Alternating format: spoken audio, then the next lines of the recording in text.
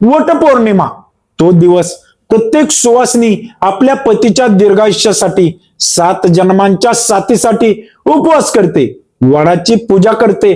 पण सोलापूरच्या पंढरपूर तालुक्यातील आंबे गावामध्ये याच पवित्र दिवशी नियतीने असा खेळ मांडला ज्याने संपूर्ण महाराष्ट्र सुन्न झाला. 29 जून 2026 पंढरपूर तालुक्यात पावसाने जोरदार हजेरी लावली होती. शेतकरी सुद्धा सुकावला होता. आंबे गावातील 60 वर्षाचे शेतकरी लक्ष्मण बाबू नागणे हे नेहमीप्रमाणे आपल्या जनावरांना पाणी पाजण्यासाठी शेतातील मोटर सुरू करायला गेले.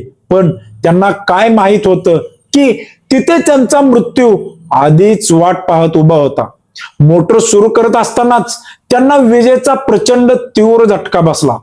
पतीला विजेचा झटका लागलेला पाहून 55 वर्षाच्या अलका नागणे यांच्या काळजाचा ठोका चुकला.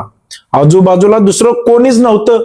ज्या पतीच्या दीर्घायुष्यासाठी काही तासांपूर्वीच त्यांनी वडाला फेरे मारले होते, तोच पती डोळ्यात देखत मृत्यूच्या दारात ओढला जात होता.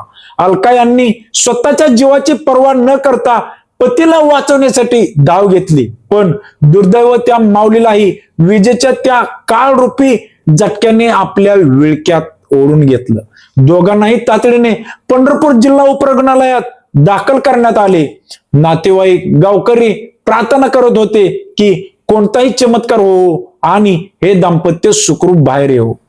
पण डॉक्टरांनी तपासण्यापूर्वीच दोघांना मृत घोषित केले. एकाच वेळी एका क्षणी 2 लेकरांचे आई वडील या जगातून कायमचे निघून गेले. भारतीय संस्कृतीत वट पौर्णिमा हा अखंड सहजीवनाचा सण मानला जातो. नागणे दाम्पत्याने ते सहजीवन मृत्यूच्या दारातही निभवलं.